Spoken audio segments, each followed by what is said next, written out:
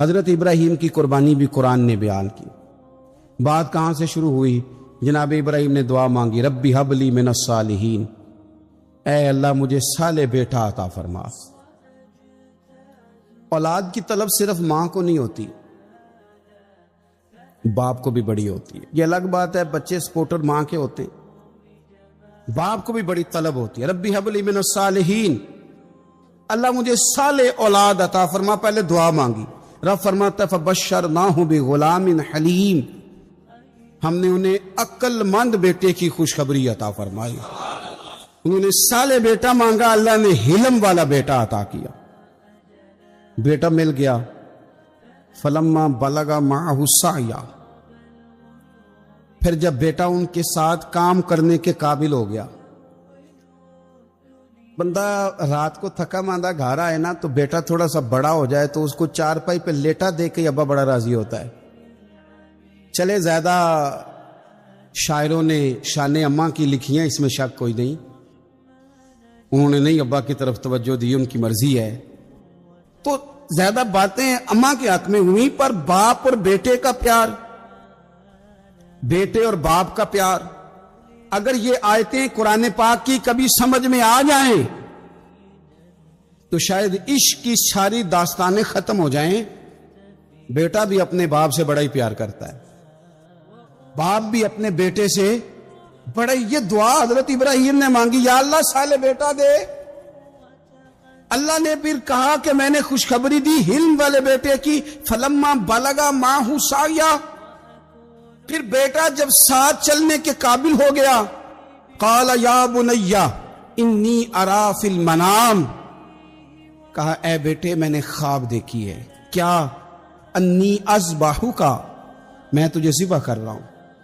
فانظر ماذا تری، بیٹے تیری رائے کیا ہے؟ میں نے خواب دیکھ لی، میں ذبح کر رہا ہوں، تو اپنی رائے بتا. رائے اس لیے نہیں پوچھی کہ اگر وہ کہیں گے نہ ذبح کرو تو نہیں کریں گے. رائے اس لیے پوچھی ہے کہ لوگوں کو پتہ چلے کہ جس پتر کی تربیت حضرت ہاجرہ نے کی ہے اور جس کی رگوں میں حضرت ابراہیم خلیل کا خون ہے اور جس کی پیشانی میں نور محمدی چمکتا ہے صلی اللہ تعالی علیہ وسلم، ان کے خیالات کیا ہیں پتہ چلے. اور یہ پوچھا بھی اس لیے تاکہ لوگوں کو سمجھ آ جائے کہ اگر حضرت ابراہیم ذبح کرنے کو تیار تھے تو جناب اسماعیل ذبح ہونے کو تیار. لوگوں کی سمجھ میں بات آ جائے. فانظر ماذا تری، تیری کیا رائے ہے؟ قربان جائیں. یہ بھی انداز ہے بیٹے کا باپ کے ساتھ. یہ نہیں کہا کہ ابا جی ذبح کر دیں آپ، یہ نہیں کہا. قالا یا ابت افعل ما تؤمر، کہا ہے ابا جی آپ کریں وہ جس کا آپ کو حکم دیا جا رہا ہے. رب جو کہتا ہے نا آپ وہ میرے ساتھ کر دیں. اگر اللہ کہتا ہے ذبح کریں تو ذبح کر دیں، اگر وہ فرماتا ہے اس کے ٹکڑے ٹکڑے کریں تو ٹکڑے ٹکڑے کر دیں. جو رب کہتا ہے وہ کریں. مجھے آپ انشاءاللہ صبر کرنے والوں میں سے پائیں گے. کریں، میں تیار ہوں، کریں. بیٹا ہے. سالوں کے بعد جناب ابراہیم نے دیکھا ہے، اب وہ اس عمر کو پہنچا ہے کہ وہ کام کرنے کے قابل ہوا، ساتھ چلنے کے قابل ہوا. حکم آ گیا. دیکھو ایک مشکل وہ ہوتی ہے کہ تبلیغ کرنی ہے کافروں کو، رستے میں مشکل آ گئی. ایک مشکل وہ تھی کہ کافروں سے لڑائی کرنی تھی تو رستے میں مشکل ہے. یہاں تو کچھ بھی نہیں، بیٹھے بٹھائے رب نے کہہ دیا کرو بیٹا ذبح. سمجھ آتی ہے کہ یاری تیری سونا ہے پر ازمائشاں بھی تیریاں اگ. اے سونا پرکھیا جامدہ ہی پہلو نال لگاں دے لگ. وہ اپنے پیاروں کو نہ بیٹھے بٹھائے بھی امتحان لے لیتا. کہا میں تیار ہوں، مجھے صبر کرنے والوں میں پائیں گے. فلما اسلم وتلہ للجبین، اللہ فرماتے ہیں جب دونوں حکم ماننے کو تیار ہو گئے تو باپ نے بیٹے کو پیشانی کے بل لٹایا. شیطان بڑا سر پٹایا، دوڑا. میں نے تو گمراہ کرنا تھا آدم کی اولاد کو، یہ کیا بنا؟ اللہ کی رضا کے لیے بیٹا تک قربان کرنے کو تیار ہو گئے. دوڑ کے جناب ہاجرہ کے پاس گیا. پتہ ہے آج کیا ہونے لگا ہے؟ پتہ ہے جناب خلیل کہاں لے گئے ہیں جناب اسماعیل کو؟ کہنے لگے جس سیر و تفریح کے لیے گئے ہیں یہی ہیں. کہنے لگے نہیں، وہ تو ذبح کر دیں گے. जनाब हाजरा कहने लगी कभी बाप ने भी बेटे ज़िबा किए? का उनका गुमान है कि रब का हुक्म आया है। फरमाने लगी तुम मरदूद शैतान है, अल्लाह के नबी का गुमान नहीं होता, रब के नबी को वही आया करती है। दौड़ जा इधर से।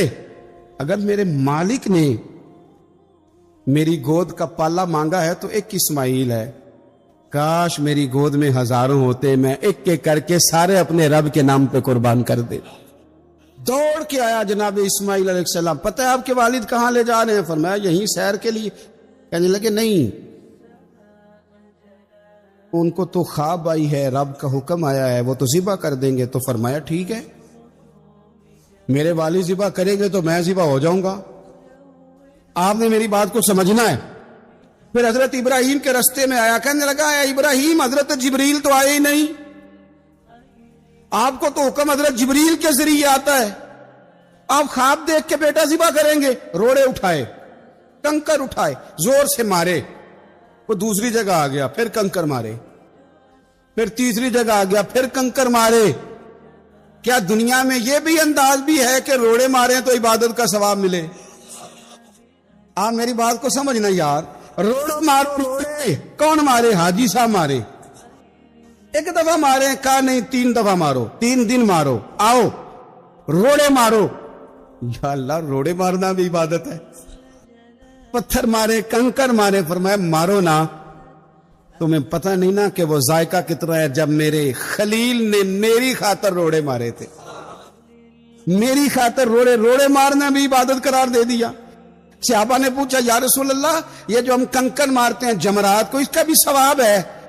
फरमाया ये तो तुम्हें मिजान अमल में कयामत के दिन पता चलेगा ना अजर कितना है, ये तुम्हें तब पता चलेगा। रोड़े मारे हजरत इब्राहिम खलील ने। फलम्मा अस्लमा व तल्लहु लिल जबीन, दोनों तैयार हो गए। बाप ने बेटे को पेशानी के बल लिटाया। मुफस्सिरीन कहते हैं खुद कहा था जनाब इस्माइल ने, अब्बा जी सीधा लिटा के ज़िबा ना करना, हो सकता है चेहरा देखें तो आपसे छुरी ना चलाई जा सके, आंखों पे पट्टी बांध लो, मुझे उल्टा करके लिटा लो और मेरे हाथ पैर बांध लो। बेटे वो क्यों? कहा आप वालिद ही नहीं, पैगंबर भी है, पैगंबर भी जद्दुल अंबिया अबुल अंबिया इब्राहिम खलील। ऐसा ना हो कि मैं मौत आते वक्त तड़पूं तो कुछ खून उड़े, तो मैं अल्लाह के नबी की बेअदबी नहीं करना चाहता, मुझे जरा बांध ले। बाप ने बेटे को बांधा, छुरी पकड़ ली और गर्दन पे चलाई। फलम्मा अस्लमा व तल्लहु लिल जबीन। आप कभी मजा तो ले इन आयतों का। दोनों तैयार हो गए। बाप ने बेटे को गर्दन के बल लिटा लिया। वनादैनाहु अय्या इब्राहिम, रब फरमाते हैं हमने आवाज दी ए इब्राहिम। आप कभी देखे को बंदा काम कर रहा हो तो पीछे से को देखने वाला आवाज, ओ ठहरना ठहरना ठहरना, जरा मजा ले। वनादैनाहु अय्या इब्राहिम, अल्लाह फरमाते हैं हमने आवाज दी ए इब्राहिम, कद सदकता रुया, आपने तो ख्वाब सच कर दिखाया है। इब्राहिम आपने तो ख्वाब सच कर दिखाया। इन्ना कज़ालिका नज्ज़िल मुहसिनीन, हम इसी तरह नेकों को बदला देते हैं। इन्ना हाज़ा लहुवल बलाउल मुबीन, बेशक ये बड़ी आजमाइश थी, बेशक ये खुली आजमाइश थी। मैंने कहा था कुरान की आयतों का भी मजा लिया करें, ये खुली आजमाइश थी। जब आजमाइश लेने वाला कहता है आजमाइश खुली थी और देने वाले ने सच कर दिखाई, तो फिर हजरत इब्राहिम की शान देखिए ना कितनी बुलंद है। लेने वाला कहता है आजमाइश खुली थी। वफदैनाहु बिज़िब्हिन अजीम, और हमने उन्हें बचा लिया फिदिये में अजीम ज़बीहा देकर। अल्लाह ने ना फिर दुम्बा भेजा जन्नत से। हजरत इब्राहिम ने छुरी चला दी थी, रोकी कोई नहीं, छुरी चला दी और जब बुरी तरह ज़िबा हो गया तो आंखें खोली तो आपने देखा कि नीचे दुम्बा ज़िबा हुआ पड़ा है और जनाब इस्माइल दूर खड़े मुस्कुरा रहे हैं। तो हजरत इब्राहिम की जुबान से निकला अल्लाहु अकबर, अल्लाहु अकबर। आपकी बात सुन के जनाब इस्माइल भी पुकारे अल्लाहु अकबर, अल्लाहु अकबर। ये लफ्ज़ सुने तो हजरत जिब्रील बोले, कहने लगे ला इलाहा इल्लल्लाहु वल्लाहु अकबर। जब उन्होंने ये कहा तो हजरत सैयदना इब्राहिम फिर बोले, कहने लगे अल्लाहु अकबर वलिल्लाहिल हम्द। अल्लाह को ये लफ्ज भी बड़े प्यारे आए। फरमाया पढ़ो ना, 9 जिलहज की फजर से लेकर 13 तक पढ़ो ना जरा सारे, अल्लाहु अकबर अल्लाहु अकबर ला इलाहा इल्लल्लाहु अल्लाहु अकबर वलिल्लाहिल हम्द। फरमाया ये पढ़ते रहो। उन्होंने पढ़े थे मिलके तो मुझे बड़े प्यारे लगे। फरमाया हमने उन्हें बचा लिया एक फिदिया, अजीम फिदिया देके, व तरकना अलैहि फिल आखिरीन, और हमने उनके जिक्र को छोड़ा है आने वालों के लिए। क्या लफ्ज है कुरान के, कुर्बान होने को दिल करता है। ये बात बयान करके पता क्या फरमाया? रब ने फरमाया, रब ने फरमाया, खुदा खुद मीर मजलिस बूद, रब करीम ने फरमाया। क्या फरमाया? फरमाया सलामुन अला इब्राहिम, कुर्बान जाए, सलामुन अला इब्राहिम। क्या बात कहां खत्म हो रही है, कहां पहुंच रही? क्या अंदा सलामुन अला इब्राहिम, सलामुन अला इब्राहिम। फरमाया सलाम हो इब्राहिम पर, सलाम हो इब्राहिम पर, सलाम हो। हुजूर फरमाने लगे गुलामों याद रखना, कुर्बानी हजरत इब्राहिम का तरीका है। कुर्बानी शियारे इस्लाम में से है। कुर्बानी अल्लाह को बड़ी महबूब है। नबी रहमत अलैहिस्सलाम ने फरमाया 10 जिलहज को जो अमल अल्लाह को सबसे ज्यादा पसंद है, जाहिर है 10 जिलहज को लोग नमाज भी पढ़ते हैं ईद की, और फजर की नमाज भी पढ़ते हैं, जिक्र भी करते हैं, इबादत भी करते हैं, बहुत सारे काम करते हैं।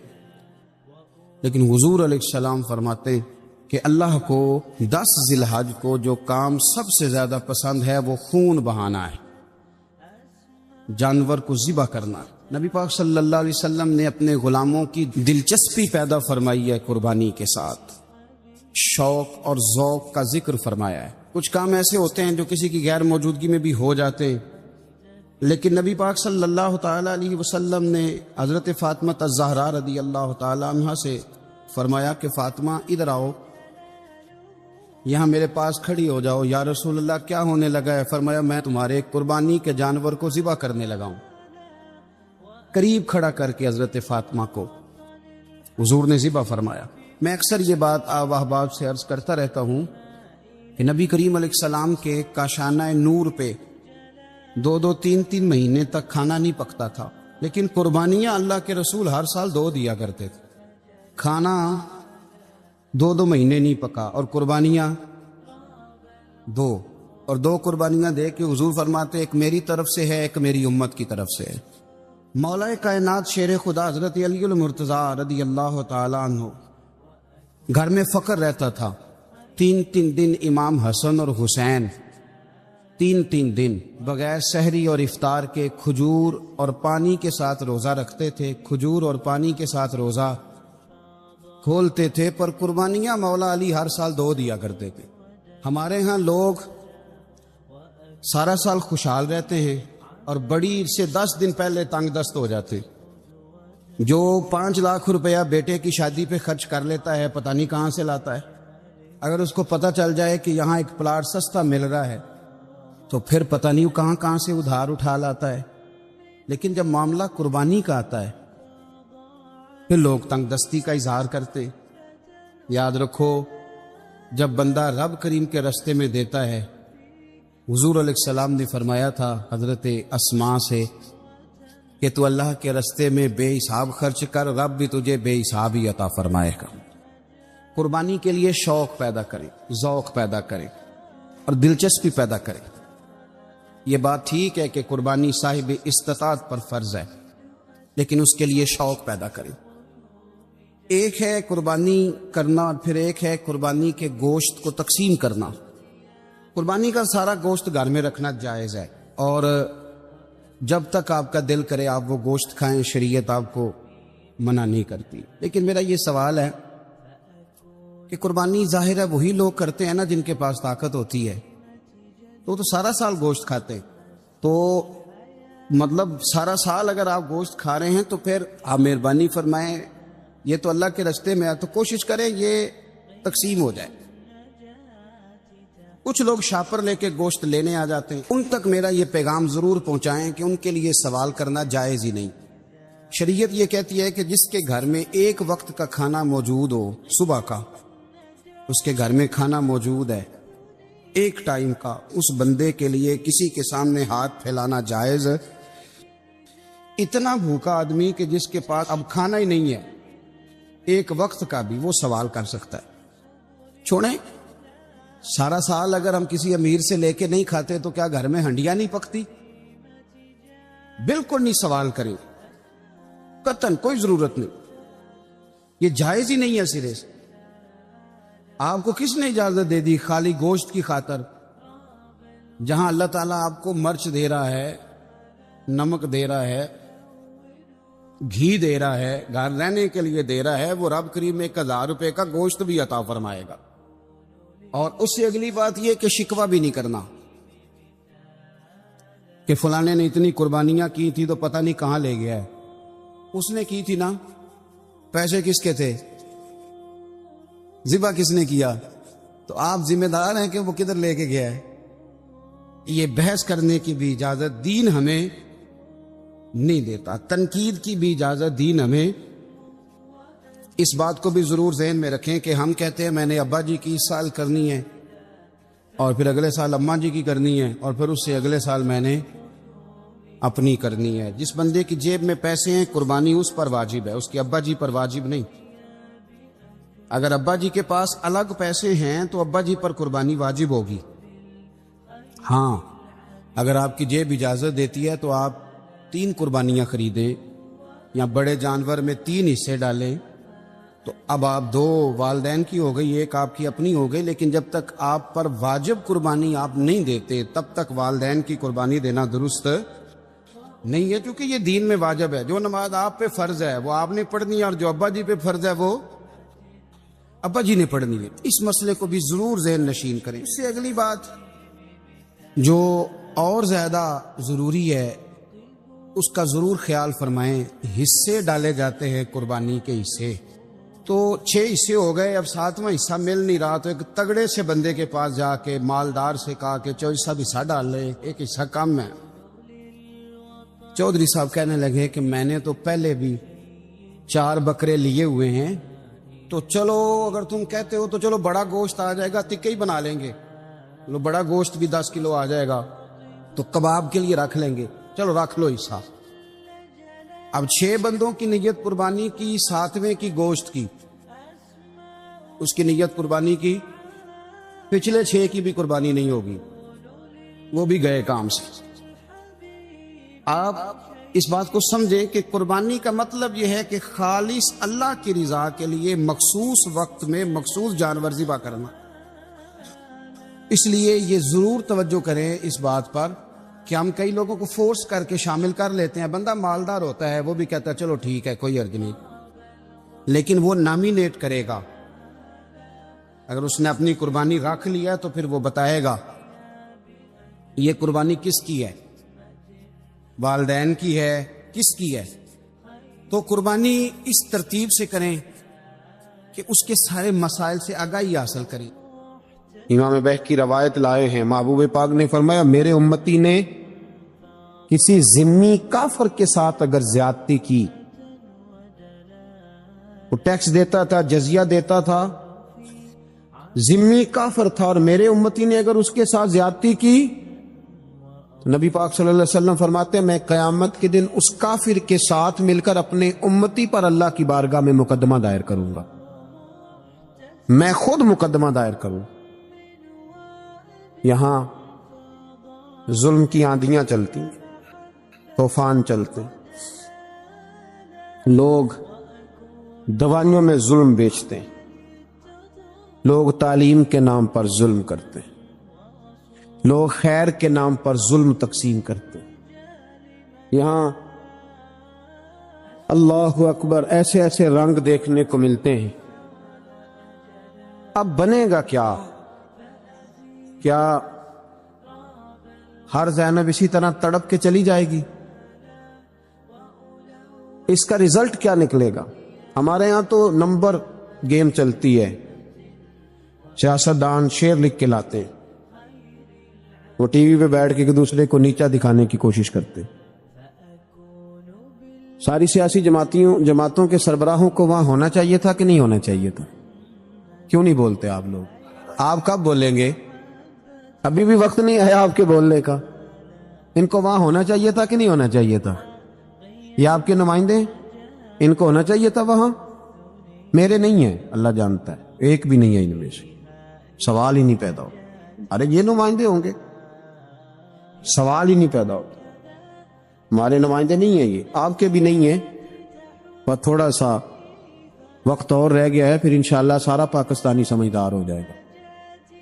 یہ کسی کے بھی نہیں ہے. میرے بھائی، نمبرنگ ہو رہی ہے. میں رات گجرات میں تھا تو میں کہہ رہا تھا کہ ایک صاحب کہنے لگے مجھ سے وہاں کے پنجاب کی حکومت کو ریزائن کرنا چاہیے تھا کہ نہیں کرنا چاہیے تھا. تو میں نے کہا ریزائن وہ کرتے ہیں جن کے اندر کو تھوڑا بہت شرم کا مادہ ہوتا ہے. یہ لوگ ریزائن کریں گے؟ یہ کیسے کر سکتے؟ اور پھر ریزائن صرف ان کو نہیں کرنا چاہیے تھا. میری تو دعوت یہ ہے کہ ہر سیاسی جماعت ریزائن کرے.